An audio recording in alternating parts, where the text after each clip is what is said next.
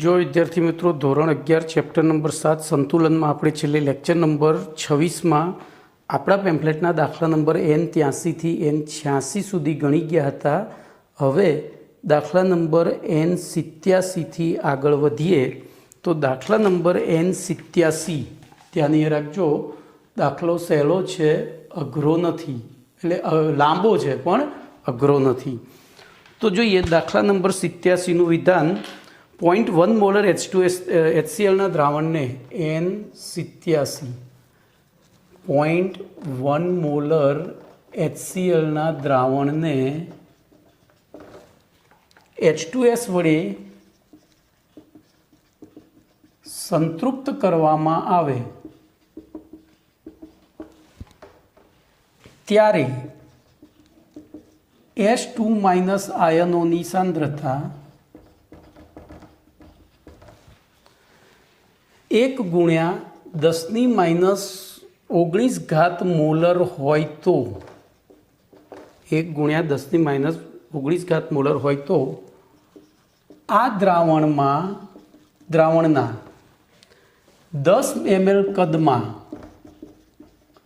0.04 molar CdCl2 cadmium ક્લોરાઇડનું 5 ml દ્રાવણ ઉમેરતા 5 ml દ્રાવણ ઉમેરવામાં આવે અથવા તો ઉમેરતા CDS જો CDSનો દ્રાવ્યતા ગુણાકાર 8 ગુણ્યા 10⁻⁷ મોલર હોય તો આ દ્રાવણમાં CDSનું અવક્ષેપન થશે કે નહીં?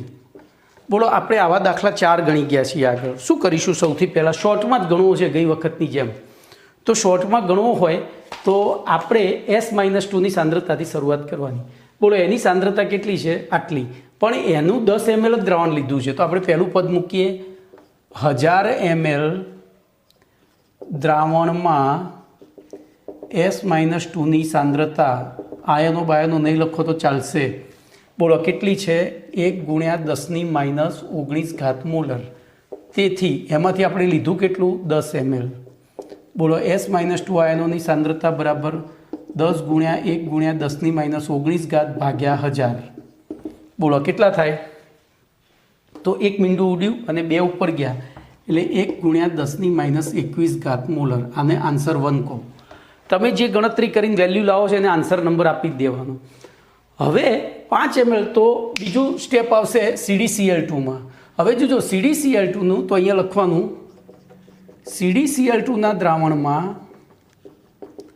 CdCl2 gives Cd2+ + 2Cl- પ્રમાણે આયનીકરણ થાય છે.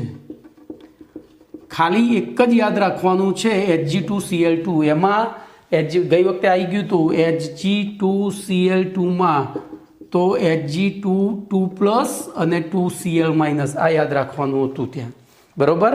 બાકી બધામાં તો સીધા આયનો છૂટા પાડી જ દેવાના. તો બોલો, પ્રમાણે આયનીકરણ થાય છે. તેથી બોલો, હવે CdCl2ની સાંદ્રતા કેટલી છે અને આપણે એમાંથી કોની સાંદ્રતાનો ઉપયોગ કરવાનો છે? તો જો CdCl2ની સાંદ્રતા 0.04 મોલર હોય 100%, એટલે કે પ્રબળ વિદ્યુત વિભાજ્ય Clના કારણે, તો આ પણ 0.04 મોલર થાય અને આ 0.08 મોલર થાય. અને તેથી હવે લખાય કે 1000 ml દ્રાવણમાં બોલો Cd2+ની સાંદ્રતા બરાબર બોલો કેટલી થાય? તો 0.04 મોલર. તેથી બોલો, એમાંથી આપણે કેટલું દ્રાવણ લીધું છે? 5 ml. તો 5 ml દ્રાવણમાં Cd+2ની સાંદ્રતા બરાબર 5 ગુણ્યા 0.04 ગુણ્યા 10,000 ભાગ્યા 1000. બોલો, કેટલા થશે? તો આ ભાગાકાર કરીએ, બરાબર, આપણે કરવાનો જ છે. તો 5 ગુણ્યા 0.04 એટલે 0.2. 0.2 ભાગ્યા 1000 એટલે 10⁻³ તો હું 2 × 10⁻⁴ મોલર લખી દઉં આન્સર 2. બરોબર, હવે ધ્યાન રાખજો આગળનું સ્ટેપ. હવે બેને મિશ્ર કર્યા છે તો 10 ml પ્લસ 5 ml 15 ml દ્રાવણમાં, બરાબર 15 ml દ્રાવણમાં,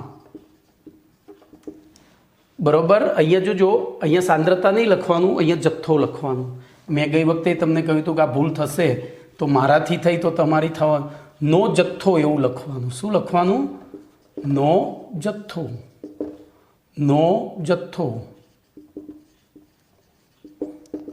બરોબર. અને અહીંયા એમ નહીં લખવાનો, મોલ લખવાના. અહીંયા પણ મોલ લખવાના. આ બંને જગ્યાએ મોલ મોલ આવશે. અને હવે બોલો 15 ml દ્રાવણમાં આ પહેલું આપણે લઈશું S2 માઇનસના મોલ બરાબર કેટલા છે? તો 1 × 10⁻21. તો બોલો 1000 ml દ્રાવણમાં, કારણ કે પાછું એની સાંદ્રતા શોધવી પડે, તો અહીંયા 1000 × 1 × 10⁻21/15. બોલો કેટલા થયા? તો 1000 / 15 કરી દઈએ એટલે જવાબ આવે 66.66 ગુણ્યા 10⁻21 બરાબર 6.67 ગુણ્યા 10⁻20. આ બાજુ ખસ્યું. બોલો આને A4 કહી દઉં. એવી રીતે બોલો એ જ પ્રમાણે હવે 15 ml દ્રાવણમાં CD+2નો જથ્થો અથવા તો મોલ બરાબર કેટલા છે ભાઈ? તો 2 × 10⁻4. તો 1000 mlમાં કેટલા? તો 1000 × 2 × 10⁻4/15. ચલો આમાં શું થશે? તો 1000 × 2/15, 1000 × 2/15 બરાબર 133.33 ગુણ્યા 10⁻4, એટલે કે 1.33 ગુણ્યા 10⁻2. હવે અહીંયા મોલર લખાય. આ આન્સર 5. હવે આ બધું આપણે જગ્યા કરીશું. અહીંયા હું લખું છું. તેથી મિશ્ર દ્રાવણમાં, મિશ્રણમાં જ સીધું લખો. બોલો CDSનો IP બરાબર CD+2ની સાંદ્રતા ઇન્ટુ S-2ની સાંદ્રતા બરાબર આપણે આ બેનો ગુણાકાર કરવાનો થાય. 6.67 ગુણ્યા 10⁻21 ગુણ્યા 1.33 ગુણ્યા 10⁻2 બરાબર. બોલો ગુણાકાર કરીશું. 6.67 ગુણ્યા 1.33 બરાબર 8.87 ગુણ્યા 10⁻23 થાય. આ આન્સર 5 આપણો. અરે હા 4 ને આ 3 અને આ 4. તો આ શું મળ્યો આપણને? IP મળ્યો. શું મળ્યો? IP. હવે IP અને KSP જુઓ તો આગળની સંખ્યા પછી જોવાની, પહેલી ઘાત જોવાની. આના કરતાં ઘાત નાની છે એટલે કહેવાય કે IP is greater then KSP અને તેથી CDSનું અવક્ષેપન થશે. તેથી CDSનું અવક્ષેપન થશે. બોલો કમ્પ્લીટ. તો આ રીતે આપણે આગળ આનાથી શોર્ટ રીત, મેં આ બધું લાંબુ કર્યું છે પણ તમે આ રીતે ગણો. MCQમાં પૂછાય તો પેલી રીતે ગણો, બોર્ડમાં પૂછાય તો આ રીતે ગણો, એટલે તમારા માર્ક્સ પૂરેપૂરા આવે. ચલો દાખલા નંબર 88 જોઈએ. હવે એક વરસાદ આવ્યો એમાં તો બોર્ડ પકડાઈ ગયું, પૂછી જ નહીં શકતું જોવાનું. તો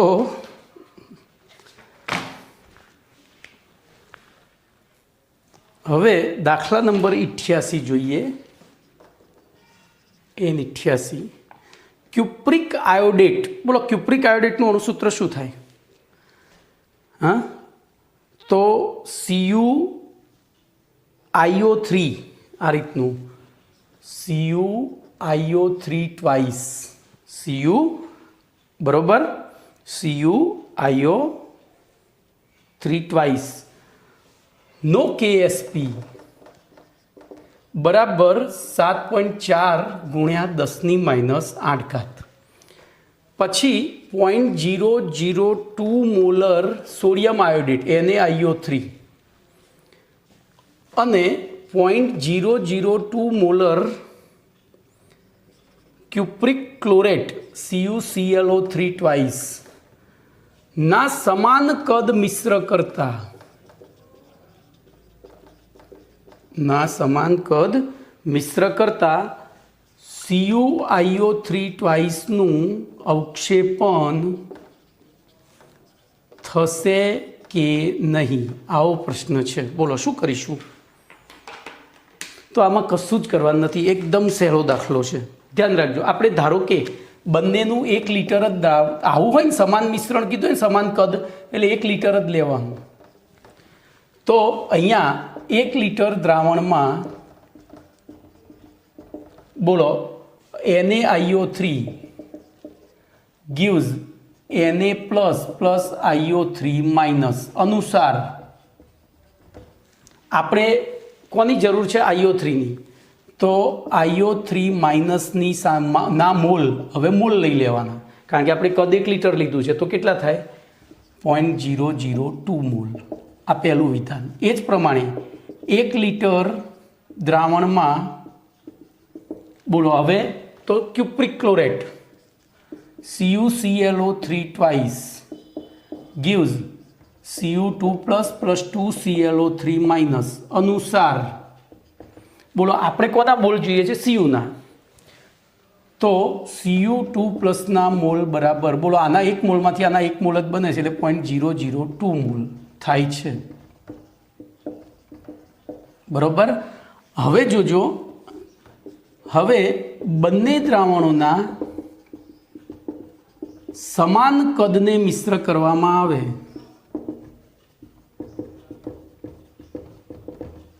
ત્યારે શું થશે કહો? તે દ્રાવણોમાં રહેલા તે મિશ્ર દ્રાવણમાં ત્યારે તે મિશ્ર દ્રાવણમાં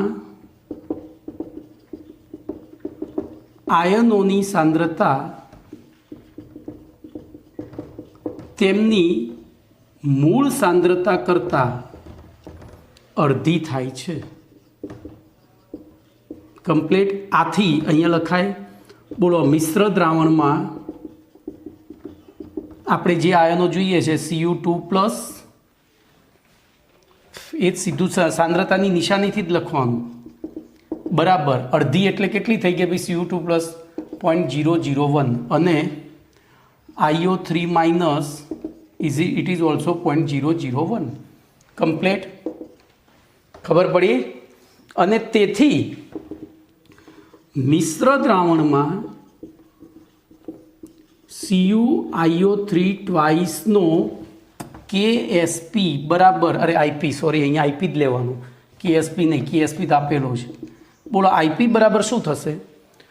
તો Cu એક વાર છે ને IO3 2 વાર છે, એટલે Cu2 પ્લસની સાંદ્રતા ઇન્ટુ IO3 માઇનસની સાંદ્રતાનો સ્ક્વેર. તેથી બોલો IP બરાબર તો Cuની 0.001 ગુણ્યા 0.001 ગુણ્યા 0.001, એટલે કે 1 ઇન્ટુ 10⁻² કેટલી થાય ગણો? 1 2 3 4 5 6 7 8 9 માઇનસ 9 ઘાત મોલર ક્યુબ થાય. બરોબર. હવે તમે જુઓ તો અહીં IP is equal to 1 into 10⁻−19 molar cube અને KSP is equal to 7.4 into 10⁻−8 molar cube. It is greater than અથવા તો IP is less than KSP. તેથી બોલો અવક્ષેપણ થશે નહીં. પતી ગયું? અવક્ષેપણ થશે નહીં. ઓકે, તો આ રીતે આ દાખલો ગણવાનો હતો. ચલો એના પછી પ્રશ્ન નંબર 79 આવ્યો છે, એને જરા ગણી નાખીએ.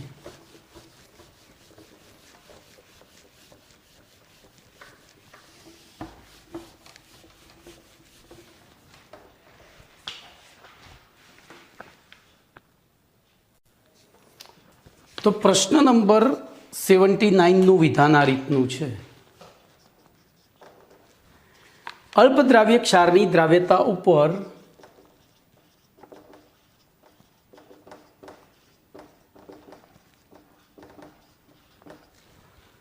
સમાન આયન અસર સમજાવો.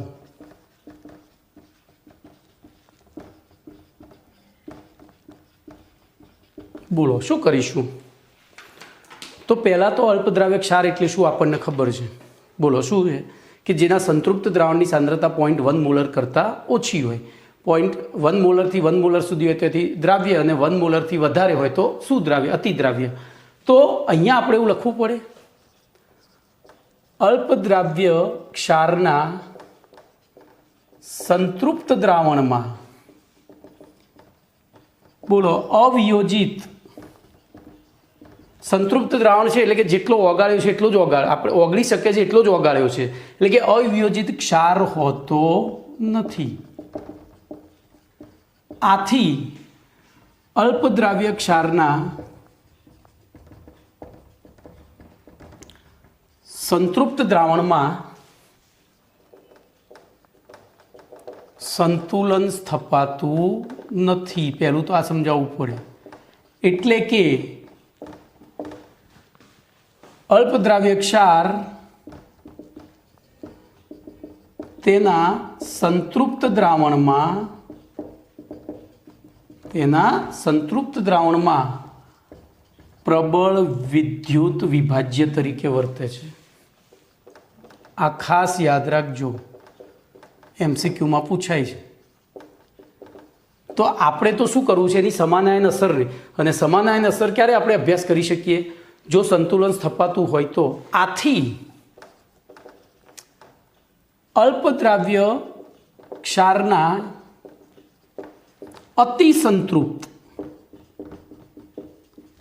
અતિસંતૃપ્ત એટલે કે જેટલો ઓગળે છે એના કરતાં વધારે ઓગાળ્યો છે એટલે જેટલો ઓગળે આયનોમાં રૂપાંતરિત થયો અને નથી ઓગળ્યો એ અવિયોજિત સ્વરૂપે, બરોબર. અતિસંતૃપ્ત દ્રાવણમાં અદ્રાવ્ય ક્ષાર અને દ્રાવ્ય થયેલા ક્ષારના કારણે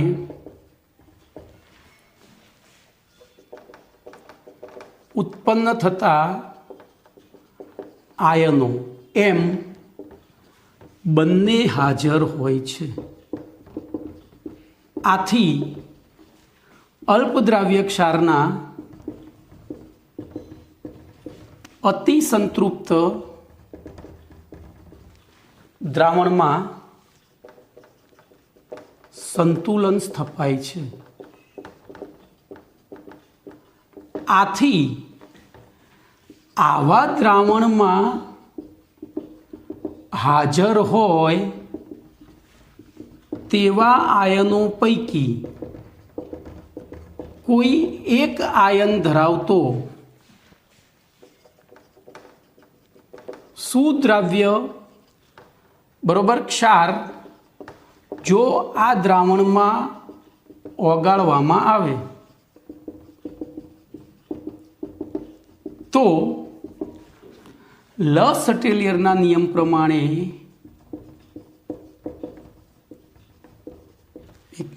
તો જે તે આયનની સાંદ્રતા વધે છે. આથી લસટેલિયરના નિયમ પ્રમાણે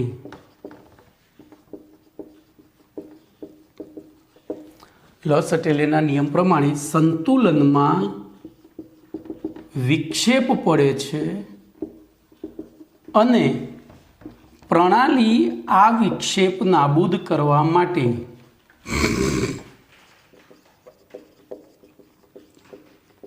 પ્રતિગામી દિશામાં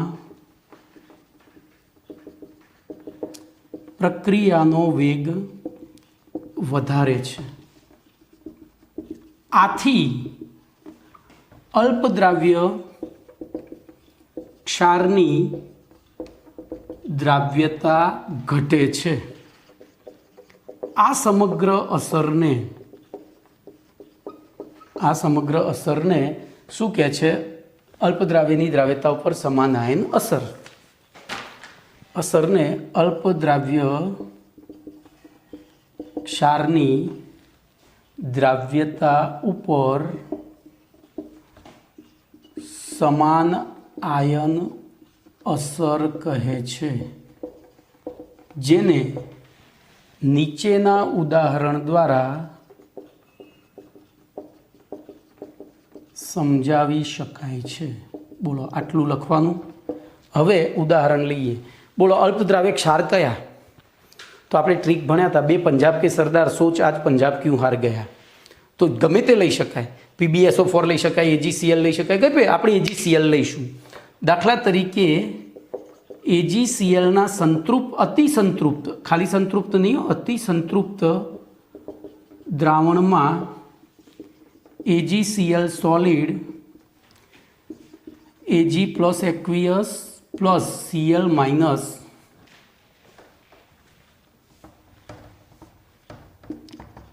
એક્વિયસ સંતુલન સ્થપાય છે. હવે જો આ દ્રાવણમાં KCl અથવા NaCl ઉમેરવામાં આવે તો KCl gives K plus Cl minus અથવા NaCl gives Na plus Cl minus ના કારણે દ્રાવણમાં Clમાં આયનોની સાંદ્રતા વધે છે. આથી પછી અહીંથી ચાલુ કરી દેવાનું. આથી લસટેલરના નિયમ પ્રમાણે સંતુલનમાં વિક્ષેપ પ્રણે છે અને પ્રણાલી આ વિક્ષેપ નાબૂદ કરવા માટે પ્રતિગામી દિશાનો વેગ વધારે છે. એટલે કે આ પ્રતિગામી દિશાનો વેગ વધારે એટલે કે AgClની દ્રાવ્યતા ઘટે છે. પતી ગયું. AgClની દ્રાવ્યતા ઘટે છે. કમ્પ્લીટ. તો આટલું તમારે સમજવાનું છે. એટલે કે AgClનું શું થશે? અવક્ષેપન થવા માંડશે. બોલો કમ્પ્લીટ. અલ્પદ્રાવ્ય ક્ષારની દ્રાવ્યતા ઉપર સમાનાયન અસર ખબર પડી ગઈ. તો બહુ સહેલું છે, લસટેલના નિયમ પ્રમાણે સમજાવવાનું છે. હવે એના પછી 80મો પ્રશ્ન લઈએ. બરોબર.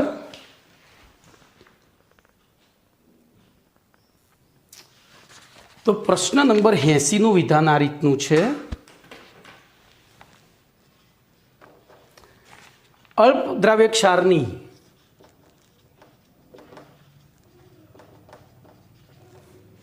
દ્રાવ્યતા ઉપર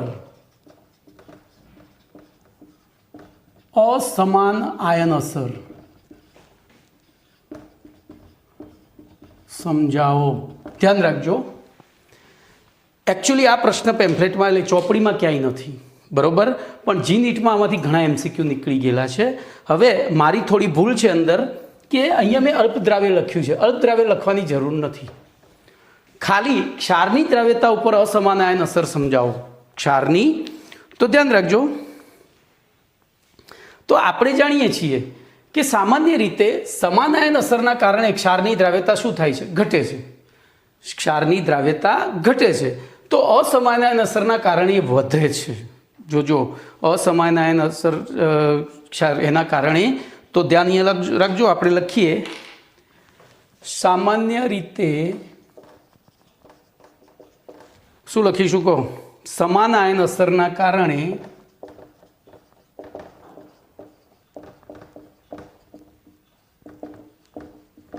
બોલો સંતૃપ્ત દ્રાવણમાં, અતિ સંતૃપ્ત દ્રાવણમાં, અતિ સંતૃપ્ત દ્રાવણમાં જોજો અહીંયા બધું આવી ગયું, બધા પ્રકારના ક્ષાર આવી ગયા. દ્રાવણમાં ક્ષારની દ્રાવ્યતા ઘટે છે, બરોબર. પરંતુ કેટલીક વાર, જોજો બધી વાર નહીં, કેટલીક વાર અસમાન આયન અસરના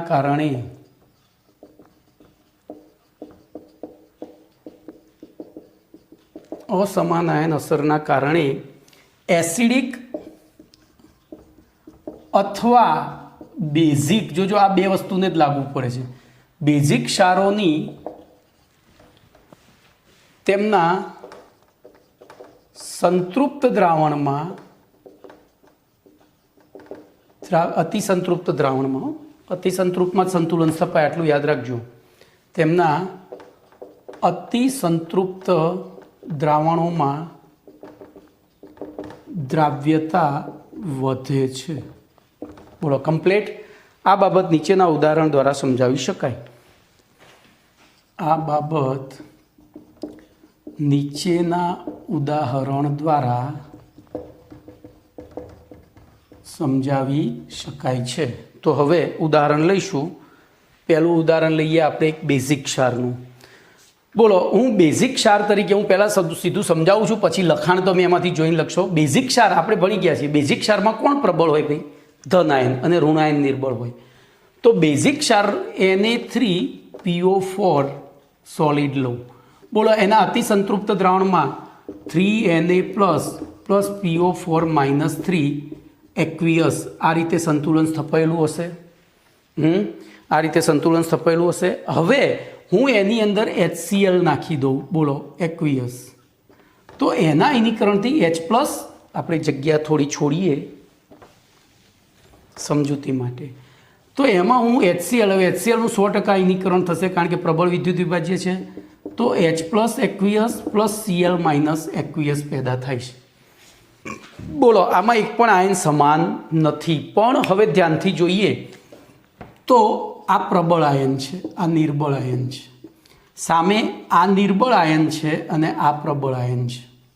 અને આપણે જાણીએ છીએ કે નિર્બળ આયનો પાણીમાં જલીય દ્રાવણમાં મુક્ત રહી શકતા નથી. એટલે કે કાં તો એમનું જલીયકરણ થાય, જો બીજું કંઈ ના મળે તો એનું જલીયકરણ થાય, અને જો બીજો એના જેવો મુક્ત એટલે કે નિર્બળ આયન મળતો હોય તો એ બે જોડાઈ જાય. તો બોલો, અહીંયા આ બે જોડાઈ જશે. એટલે હવે ધ્યાનથી જોજો. બોલો, આ મિશ્રણમાં શું પ્રક્રિયા થઈ? તો મિશ્રણમાં 3Na પ્લસ એમના એમ પડ્યા રહ્યા, પછી H3PO4 બન્યું, જોજો, એક્વિયસ, અને Cl માઇનસ એક્વિયસ બન્યું. અહીંયા 3 HCl વપરાશે, આ 3 ને 3 બરાબર 3 Cl પડ્યા રહેશે. હવે જુઓ તો તમે, તો એકચ્યુઅલી શું થયું? H3PO4 બની ગયું. એટલે કોની હવે સંતુલન અહીંયા હતું? કોની સાંદ્રતા ઘટી? PO4 minus 3ની. કોની સાંદ્રતા ઘટી? કારણ કે આનું આ નિર્બળ વિદ્યુત વિભાજ્ય છે, આ કેવો છે? નિર્બળ વિવી. એટલે 100% આયનીકરણ થાય નહીં. આયનીકરણ થશે, આનું પાછું જોજો, અહીંયા ધ્યાન રાખજો. તો આનું આપણે વિચારીએ તો H3PO4 માંથી 3H પ્લસ PO4 માઇનસ 3 આવા બે આયનો બને, પણ આનું 2 થી 3% જ આયનીકરણ થાય. એટલે કે ધારો કે અહીંયા 100 મોલ હોય તો એમાંથી 2 મોલ જ પડ્યા રહે, બાકીના 98 અહીંયા જોડાઈ ગયા હોય. 98 અહીંયા. તો બોલો, અહીંયા PO4 માઇનસ 3ની સાંદ્રતા શું થઈ? ઘટી.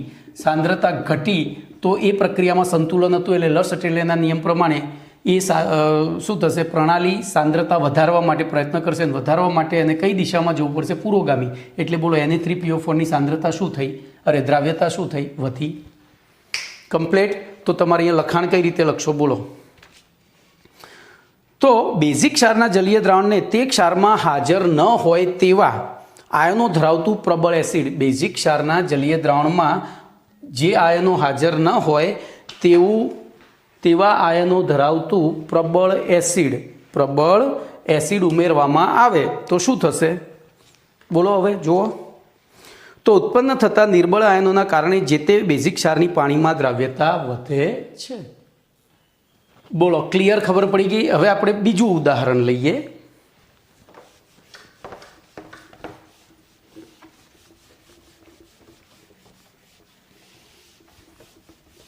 તો બીજું ઉદાહરણ આ રીતનું છે. એમાં આપણે એસિડિક ક્ષાર લઈશું. જોજો બીજા ઉદાહરણમાં. તો હવે આપણે કશું લખ્યા વગર વિચારીશું જ. બોલો, એસિડિક ક્ષાર એટલે જેમાં ઋણ આયન પ્રબળ હોય. તો NaCl સોલિડ લઉં, એનું અતિસંતૃપ્ત દ્રાવણ બનાવું. સંતૃપ્ત દ્રાવણ અથવા તો અસંતૃપ્ત દ્રાવણમાં સંતુલન ના સ્થપાય ક્ષારના. અતિસંતૃપ્ત દ્રાવણ લઉં તો એમાં NH4 પ્લસ એક્વિયસ વત્તા Cl માઇનસ એક્વિયસ આવું સંતુલન સ્થપાશે. બોલો, આ કેવું આયન છે? નિર્બળ આયન. આ પ્રબળ આયન. હવે એની અંદર હું શું ઉમેરું? તો આ બે સિવાયના આયનો ધરાવતો પ્રબળ બેઝ, આ બે આયનો સિવાયના આયનો ધરાવતો પ્રબળ બેઝ, તો હું NaOH ઉમેરું. બોલો, શું થશે? Na plus plus OH minus. Complete. હવે જોજો, આ બંને સોરી મારી ભૂલ થઈ. આ પ્રબળ આયન છે અને આ નિર્બળ આયન છે. તો આવી પરિસ્થિતિમાં આ મિશ્ર દ્રાવણમાં શું થશે? આ મિશ્ર દ્રાવણમાં શું થશે? બોલો. તો આ મિશ્ર દ્રાવણમાં આ નિર્બળ આયન આ નિર્બળ આયન સાથે જોડાશે, ધ્યાન રાખજો. તો NH4+ અને OH માઇનસ ગીવ્સ NH4OH. હવે જો માધ્યમ જલીય છે પણ આ નિર્બળ હોવાથી પાછું એનું સંતુલન સ્થપાય NH4+ અને OH માઇનસ. પણ અહીંયા જે NH4 હતા એનું તો પેલું જોડાણ થઈ ગયું, બરાબર. અને પછી એ જોડાણ થયું એટલે ધારો કે આના બેના 100 મોલ હોય તો 100 મોલ બન્યું, પણ એમાંથી પાછું 2% જ આયનીકરણ થયું એટલે આ 2 મોલ આ 2 મોલ બન્યા. તો બોલો અહીંયા દ્રાવણમાં સાંદ્રતા સીધી 100 મોલ હતી, એમાંથી ઘટીને કેટલી થઈ ગઈ? 2 મોલ. 2 મોલ થઈ તો લસટેલેના નિયમ પ્રમાણે બોલો આ સંતુલનમાં શું પડ્યો? વિક્ષેપ. એ વિક્ષેપ નાબૂદ કરવા પ્રણાલી શું કરશે?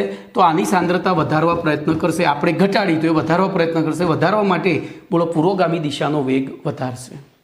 પુરોગામી દિશાનો વેગ વધારશે અને તેથી બોલો NH4Cl ની દ્રાવ્યતા શું થાય છે? વધે છે. આ વધુ દ્રાવ્ય થાય છે. તો આ થઈ અસમાન આયન અસર. અસમાન આયન અસર હંમેશા એસિડિક અને બેઝિક ક્ષારોના જલીય દ્રાવણોમાં ઉદ્ભવી શકે, આટલું યાદ રાખજો. તટસ્થ ક્ષારોમાં ના ઉત્પન્ન થાય, એસિડિક અથવા તો બેઝિક ક્ષારોમાં, ઉભય ગુણધર્મીમાં ના થાય. ઓકે, તો અહીંયા તમારો પ્રશ્ન નંબર 80 પણ પૂરો થયો. હવે આપણે પ્રશ્ન નંબર 81 તરફ આગળ વધીએ.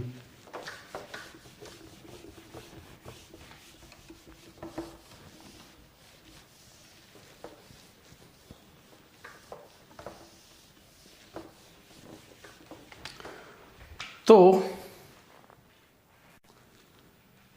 પ્રશ્ન નંબર 81 નું વિધાન આ રીતનું છે કે સમાન આયન અસરની ઉપયોગિતા, સમાન આયન અસરની ઉપયોગિતા ઉદાહરણ આપી સમજાવો. ઉદાહરણ આપી સમજાવો. તો ધ્યાન રાખજો, આ સમાન આયન અસર છે ને એ વિદ્યુત વિભાજ્ય પદાર્થોના જલીય દ્રાવણોમાં સ્થપાતા સંતુલન ઉપર સમાન આયન અસરના ઉપયોગ દ્વારા વિદ્યુત વિભાજ્ય પદાર્થોનું શુદ્ધિકરણ. તો જોજો અહીંયા આપણે હું શોર્ટમાં લખીશ, સમાન આયન અસરના ની મદદથી બોલો ક્ષારોનું શુદ્ધિકરણ. ક્ષારોની જગ્યાએ હું અહીંયા બધા માટે લખીશ, એટલે કે વિદ્યુત વિભાજ્ય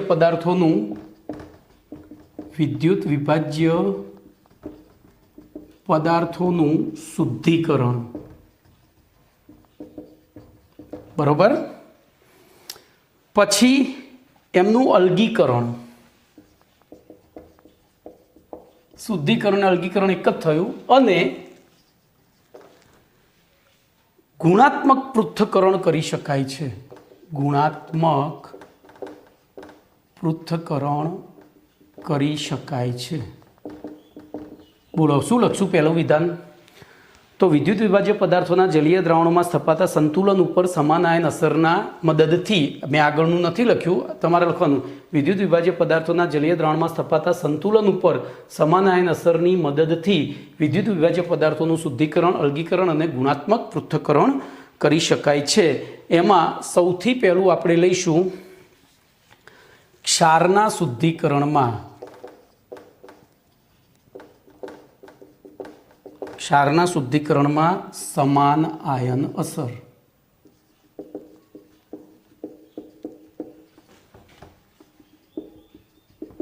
તો ધ્યાન રાખજો, આપણા જીવનનું અમૃત મીઠું.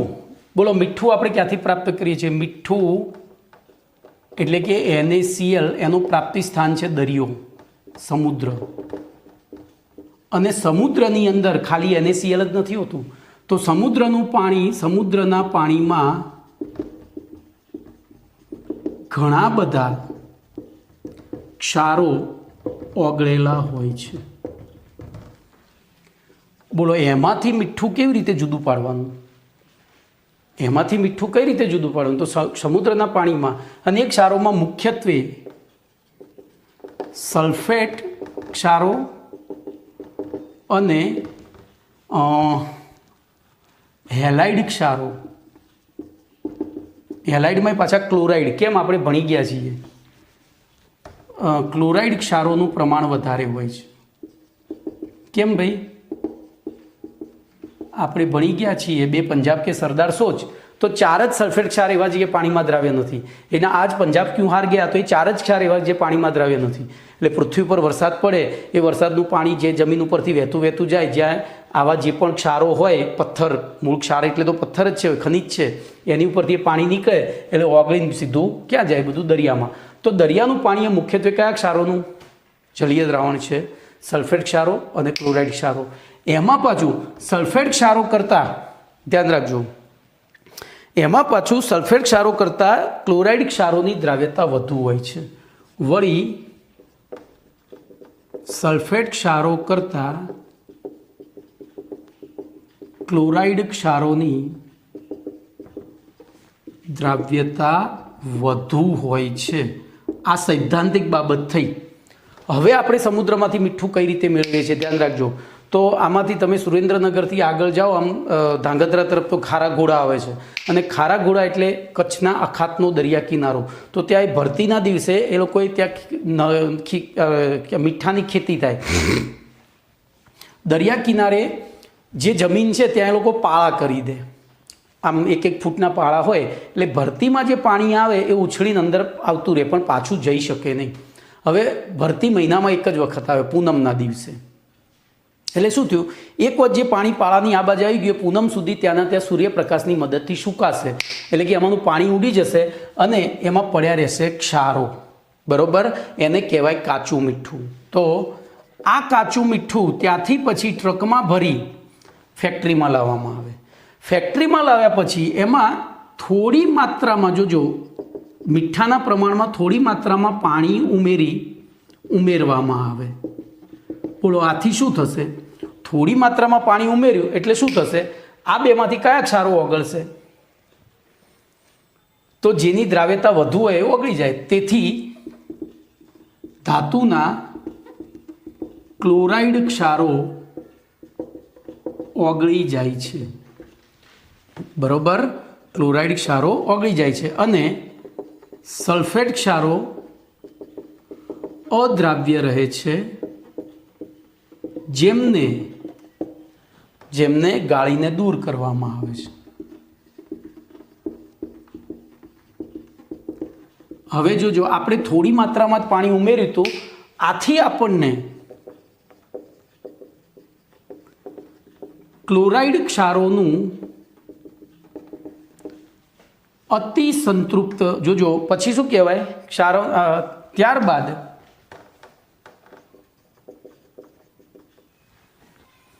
આવે છે, આથી આપણને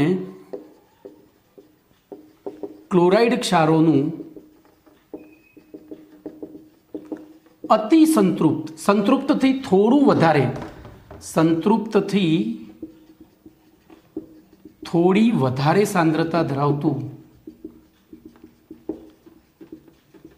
દ્રાવણ મળે છે, જેમાં નીચે પ્રમાણે સંતુલન સ્થપાયેલું હોય છે.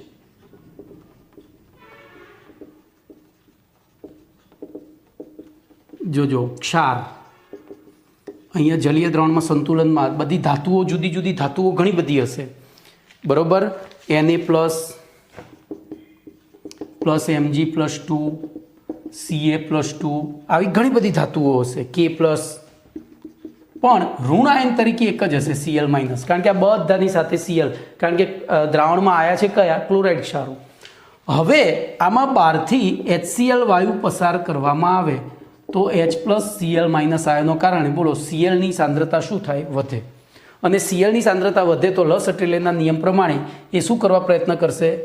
તો એ સાંદ્રતા ઘટાડવા માટે પ્રયત્ન કરે. ઘટાડવા માટે પ્રયત્ન કરે એટલે આમાંથી કોઈ એક ધન આયન સાથે જોડાય. પણ એમાંથી એક કયા ધન આયન સાથે જોડાય પાછું?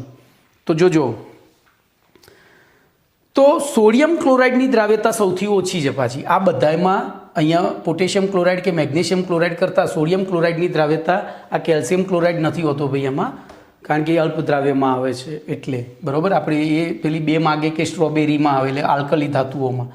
તો આ 2 કરતાં આની દ્રાવ્યતા ઓછી છે, એટલે બોલો આની સાથે પહેલો જોડાશે અને આ ક્ષારમાં બાકીના ક્ષારો ઓગળેલા રહેશે, પણ NaClનું શું થશે? અવક્ષેપન. તો આપણે એને ગાળીને જુદો કાઢી લઈએ તો આપણને શુદ્ધ એને પેલું શુદ્ધ એક્સ્ટ્રા ફ્રી ફ્લોર નિરમા નમક પ્રાપ્ત થાય છે. તો આ થઈ ક્ષારોના શુદ્ધિકરણની રીત. તમારે પેમ્પલેટમાંથી વાંચશો એટલે કમ્પ્લીટ આવડશે. ખાલી મને સાંભળી લેજો એક વખત લેક્ચરમાં અને પછી પેમ્પલેટમાં વાંચજો એટલે ઓટોમેટિક આવડી જશે. ઓકે, ચલો એના પછી બીજો ભાગ લઈએ આ પ્રશ્નનો.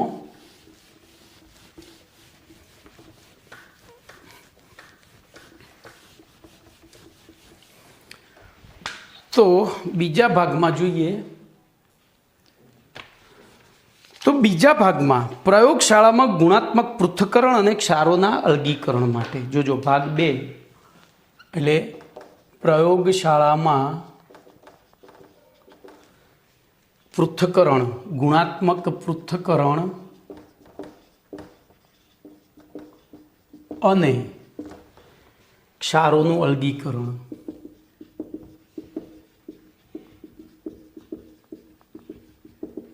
બરોબર, બોલો હવે. તો એની અંદર ધ્યાન રાખજો સમૂહ 2 ના ધાતુ આયનો જોજો ધન આયનો ધ્યાન રાખજો. સમૂહ 2 ના ધાતુ વસ્તુ જુદી છે અને ધન. તો ધન આયનો એમાં ક્યુ પંજાબી સંતોએ બી હરાવી કાઢ્યા એ રીતે છે Cu2+, Pb2+, બરોબર, Sn2+, Sn+4, પછી Bi3+, Hg2+ અને Cd2+ છે. આ સમૂહ 2 ના ધન આયનો છે. આપણે એની ટ્રીક લખીએ તો ક્યુ પંજાબી સંતો બરોબર, પંજાબી સંતો વચ્ચે એક રહી ગયું. હો ભાઈ, મારે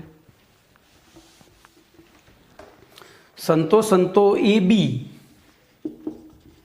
હરાવી કાઢ્યા.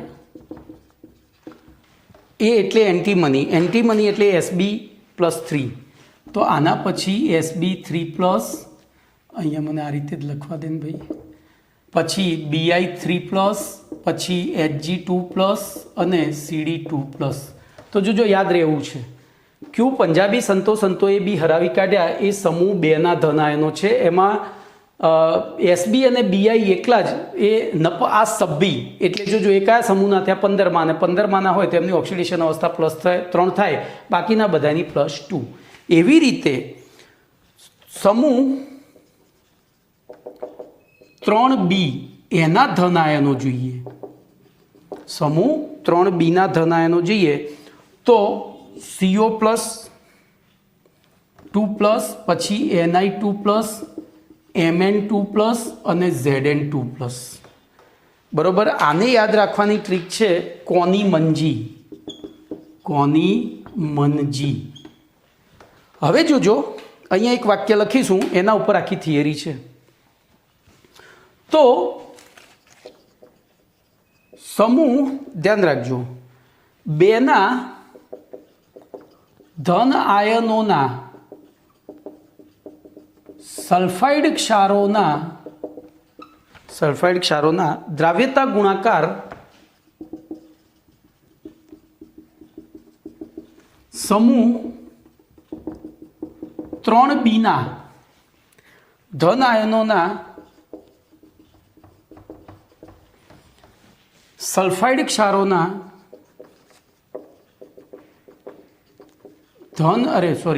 દ્રાવ્યતા ગુણાકાર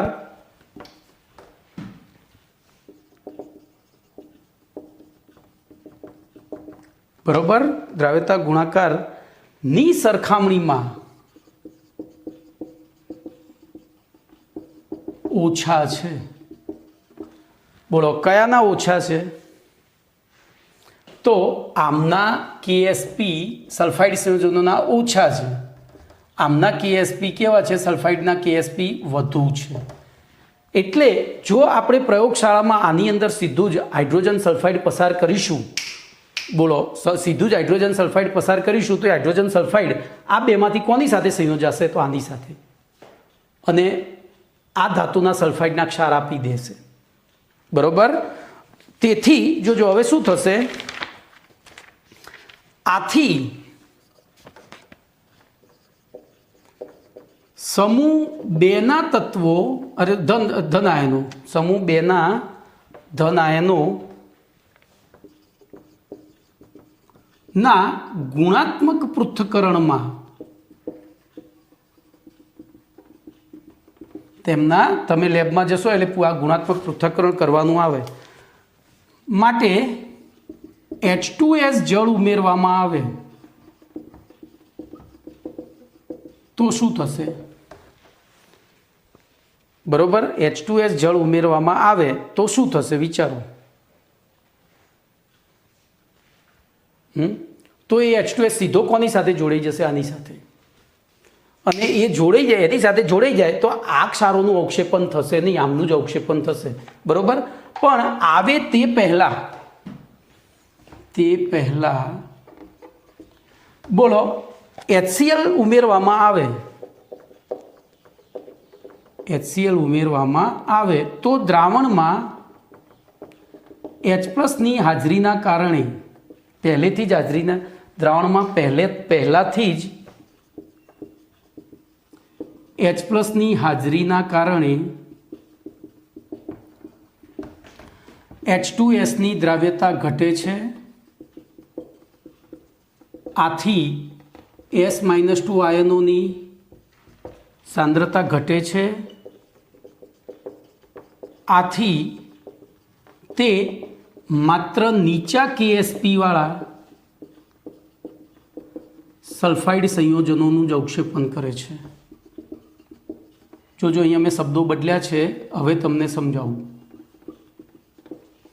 બોલો આ બેમાંથી કોનો કે આપણે સીધું દાખલા તરીકે આ બેનું મિશ્રણ આપણને આપ્યું છે, એમાં સીધું H2S ઉમેરીએ તો H2S વધારે હશે તો બેના અવક્ષેપ આપી દેશે, બેના અવક્ષેપ આપશે.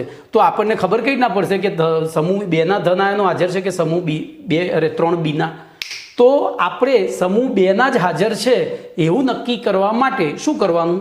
તો H2S ઉમેરતા પહેલાં HCl ઉમેરી, HCl ઉમેરી એટલે પહેલેથી H+ હાજર થયો અને એના કારણે H2S નિર્બળ વિદ્યુત વિભાજ્ય, તો પહેલેથી અહીંયા H+ ની સમાન આયન અસરના કારણે H2S ની દ્રાવ્યતા ઘટે, H2S ની દ્રાવ્યતા ઘટે તો S-2 આયનોની સાંદ્રતા ઘટે, અને પછી એ એવા જ ધન આયનો સાથે જોડાવા પ્રયત્ન કરશે કે જેમનો KSP ઓછો થતો હોય. તો બોલો સીધું H2S ઉમેરીને આ બધાના સલ્ફાઇડ અવક્ષેપ મળે, પણ HCl ઉમેર્યા પછી H2S પસાર કરીએ તો ફક્ત સમૂહ 2ના ધન આયનો મળે. એટલે જોજો પ્રયોગશાળામાં તમે જાઓ અને સીધું તમને જે દ્રાવણ આપ્યું છે એમાં H2S ઉમેરો એટલે કાળા અવક્ષેપ આવે ધાતુના સલ્ફાઇડના, તો શું નક્કી થાય? સમૂહ 2 અને સમૂહ 3B બે હાજર છે. પણ હવે એ બેમાંથી કયું હાજર છે એ નક્કી કરવા માટે ફરીથી ટેસ્ટ ટ્યુબમાં નવું દ્રાવણ લઈ એમાં પહેલું HCl ઉમેરવાનું. પહેલું શું કરવાનું? તે પહેલાં HCl ઉમેરવાનું, પછી H2S. એટલે HClની હાજરીના કારણે H2Sની દ્રાવ્યતા ઘટી. હવે જો કાળા અવક્ષેપ મળે તો એનો મતલબ કે સમૂહ 2 હાજર છે, અને કાળા અવક્ષેપ ના મળે તો સમૂહ 3 હાજર છે, 3B પડી. આ રીતે છે. ચલો એના પછી બીજું ઉદાહરણ લઈએ. આટલું તો ખબર પડી ને. હવે બીજું ઉદાહરણ લઈએ. તો એ જ રીતે બીજું ઉદાહરણ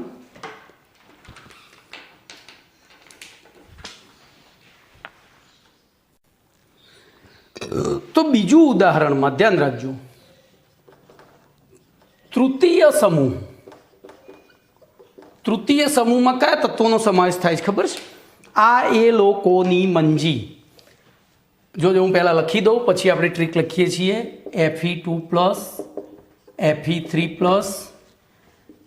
Al3+, Cr3+, CO2+, Ni2+, Mn2+ અને Zn2+. આ સમૂહ 3ના ધાતુ તત્વો છે, ધન આયનો છે. બોલો સમૂહ 3ના ધન આયનો. પણ તો આપણે એને યાદ રાખવાની ટ્રીક છે. આ એ લોકોની મંજી. આ મંજી તો આવી ગયું હતું. બોલો હવે એમાં આ જે સમૂહ 3B જે છે, 3B,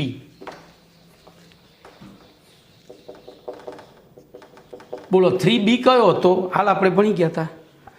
સોરી 3A, હો મારી ભૂલ થઈ અહીંયા. 3A કયા તત્વો આવશે અને 3B કયા આવશે? તો 3B આપણે ભણી ગયા હતા. બોલો એ આટલે સુધી શું થશે? 3A.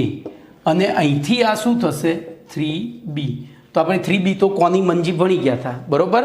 તો અહીંયા બંને લખી દઉં છું, 3A અને 3B. તો Fe2 plus, Fe3 plus, Al3 plus અને Cr3 પ્લસ. જ્યારે સમૂહ 3B કયો? તો કોની મંજી? CO2 plus, Ni2 plus, Mn2 plus અને Zn2 પ્લસ. તો જોજો, આપણે જ્યારે આમના હાઇડ્રોક્સાઇડ, બરોબર, હાઇડ્રોક્સાઇડ ઉમેરવામાં, એટલે કે આ જે ધન આયનો છે એમના હાઇડ્રોક્સાઇડનું અવક્ષેપણ કરવું હોય તો એમાં તો આ આયનોના હાઇડ્રોક્સાઇડનું અવક્ષેપણ